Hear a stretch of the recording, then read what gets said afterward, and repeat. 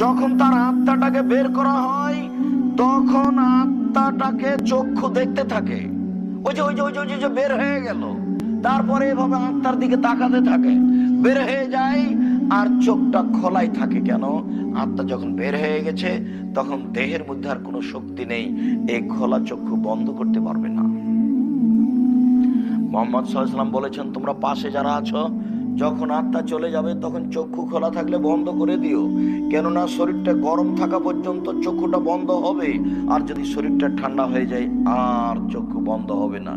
টেনে যদি জমা করে একটু পরে আবার চলে যাবে যেখানে যাওয়ার। ওই সময়তেও দেখতে থাকে কিভাবে তার আত্মা বের হয়ে চলে যাচ্ছে। রাসূল সাল্লাল্লাহু আলাইহি ওয়াসাল্লাম যখন আবু সালমাকে দেখতে এসেছিলেন তখন আবু সালমার চোখটা খোলা ছিল। তিনি তার চোখে হাত দিয়ে বন্ধ করার পরে এভাবে কথাটা তিনি বললেন। তারপর আত্মাটাকে যারা ফেরেশতা খুব সম্মানী তারা হাতে লুটে নেয়, আর তাদের হাতে থাকে একটা সুগন্ধিপূর্ণ কাপড়, তাতে জড়িয়ে নেওয়া হয়, দিয়ে আকাশের দিকে যেতে থাকে। আকাশের ফেরেশতারা স্বাগতম জানায়, ধন্যবাদ, তোমরা খুব ভালো আত্মা নিয়ে এসেছো। একটার পর একটার পর একটার পর একটা সপ্তম আকাশে গিয়ে ইল্লিনে তার নামটা লিস্ট করা হয়, তারপরে আত্মা যেখানে থাকবে সেখানে ফেরত দেওয়া হয়। আর লোকটা যদি খারাপ হয় তখন যাকে কবরের দিকে নিয়ে যাওয়া হয় তখনও বলে, ওয়াইলা, ওরে আমার ধ্বংস, তোমরা আমাকে কোথায় নিয়ে যাচ্ছ? ওরে আমার ধ্বংস, তোমরা আমাকে কোথায় নিয়ে যাচ্ছ?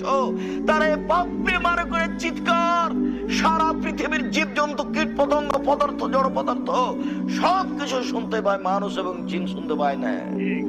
অথচ সে তার লাশটাকে কাঁধে করে আছে কিন্তু একটুকু বুঝতে পারে না। অন্য বর্ণনা এসেছে, মানুষ যদি খারাপ হয় তখন তার আত্মাটাকে বের করতে বলা হয়, আত্মাটাকে জোর করে টেনে ফেরেশতারা ওটা টেনে হেঁচড়ে খিঁচে বের করে। বের করার পরে দুর্গন্ধ, ছি ছি ছি ছি ছি ছি ছি। কেউ তাকে নিতে চায় না, সবাই তাকে ঘৃণা করে। তারপরে এইভাবে আত্মাকে প্রথম আকাশে নিয়ে যাওয়া হয়।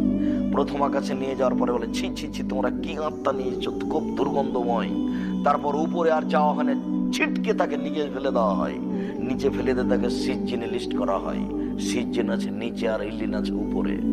সিজ্জিনে তার নামটা লিস্ট করে তাকে কবরে নিয়ে আসা হয়, যেখানে সে থাকবে আত্মার জগৎ। এবার দুইজন ফেরেশতা তার কাছে আসে।